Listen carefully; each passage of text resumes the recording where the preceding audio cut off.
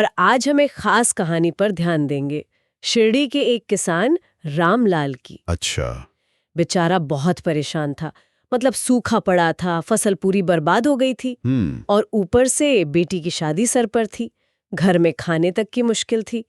तो चलिए जरा इस किस्से को समझते हैं। हाँ, ये दिलचस्प है क्योंकि साईं बाबा से जुड़ी कथाओं में मतलब अक्सर यही बात आती है, आस्था और मुश्किल घड़ी में कोई देवीय मदद मिलना। सही। और रामलाल की ये कहानी ये खास तौर पर दिखाती है कि कैसे गहरे विश्वास से कभी-कभी बिल्कुल अनपेक्षित जगहों से सहायता मिल सकती है। तो हुआ ये कि रामलाल मतलब बिल्कुल हताश हो गया था, तो वो साईं बाबा के मंदिर पहुंचा। मदद के लिए। हाँ, और वहां प्रार्थना करने लगा। बाबा ने बस मुस्कुराकर एक तरह से रहस्यमयी बात कही। क्या कहा उन्होंने? उन्होंने कहा, अरे रामलाल, चिंता क्यों करता है?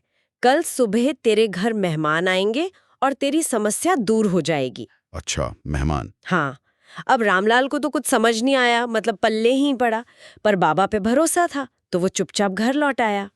यहाँ बाबा की प्रतिक्रिया देखिए, मतलब उन्होंने सीधे सीधे कोई आर्थिक मदद नहीं दी, नहीं, बिल्कुल नहीं। बल्कि एक तरह का आप कह सकते हैं इशारा किया, एक भविष्यवाणी जैसी, हाँ जिसके सच होने के लिए रामलाल का विश्वास बहुत जरूरी था। जी ये हाँ। बात आस्था की प्रकृति से जुड़ती है ना? बिल्कुल, मतलब तब भी भरोसा करना जब रास्ता साफ ना दिखे। सही कहा। और यहाँ ये सवाल भी उठता है कि स्रोत इस तरह की मदद को कैसे देखता है?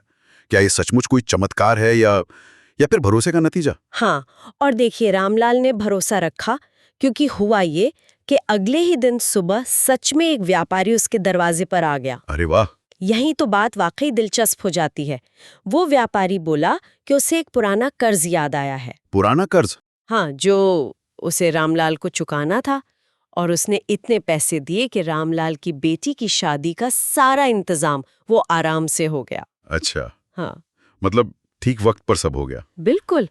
रामलाल की आंखों में तो आंसू आ गए। वो सीधा बाबा के पास भागा और उनके चरणों में गिरकर आभार व्यक्त करने लगा। अब इस समाधान के तरीके को देखिए। स्रोत इसे ऐसे नहीं दिखाता कि पैसा बस यूं ही कहीं से आ गया, नहीं, ऐसा नहीं। बल्कि हालात कुछ ऐसे बने जैसे आपने कहा, व्यापारी को ठीक उसी वक्त वो पुराना उधार याद आ जाना, हाँ, बिल्कुल। जिसे बाबा की कृपा या उनका आशीर्वाद माना गया। हाँ, अगर हम इसे थोड़ा बड़े नजरिए से देखें हाँ, तो ये स्रोत के मुख्य संदेश से जुड़ता है कि विश्वास रखने से रास्ता निकलता है, भले ही वो रास्ता हमारी सोच से बिल्कुल अलग हो। सही।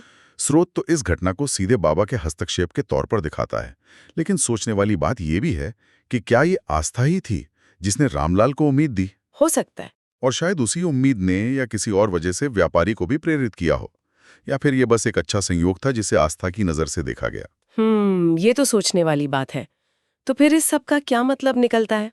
इस कहानी से मुख्य सीख क्या मिलती है? देखिए, स्रोत के हिसाब से तो सीख सीधी है। हाँ, वो तो साफ लिखा है। बिल्कुल, अगर मन में सच्चा विश्वास हो तो साईं बाबा हर मुसीबत में आपका साथ देते हैं। ये एक तरह से मुश्किल वक्त में आस्था बनाए रखने का सार है, जैसा रामलाल के साथ हुआ। हाँ, और यहाँ एक विचार करने लायक बात ये भी उभरते हैं, मतलब स्रोत के नजरिए से देखें तो बताइए। कि आम लोगों के जीवन में विश्वास, उनके हालात और जिसे लोग दैवीय मदद या हस्तक्षेप मानते हैं, इनके बीच का रिश्ता क्या है, या फिर कैसे इस तरह की कहानियां मुश्किल वक्त में लोगों को हिम्मत और एक उम्मीद देती हैं। हाँ, ये बात तो है। शायद ये याद दिलाती है कि मदद कहीं से भी आ सकती है। बिल्कुल, और ये हमें सोचने पर भी मजबूर करता है कि क्या ऐसी कहानियां सिर्फ विश्वास को मजबूत करती हैं, या फिर ये हमें जीवन की अनिश्चितताओं में उम्मीद बनाए रखने का एक गहरा मानवीय तरीका सिखाती है। सब्सक्राइब करें और जुड़ें साईं बाबा की भक्ति में रोजाना। भक्ति वीडियो सबसे पहले पाने के लिए बेल आइकन दबाएं। ओम साई राम लिखकर साईं बाबा का आशीर्वाद पाएं।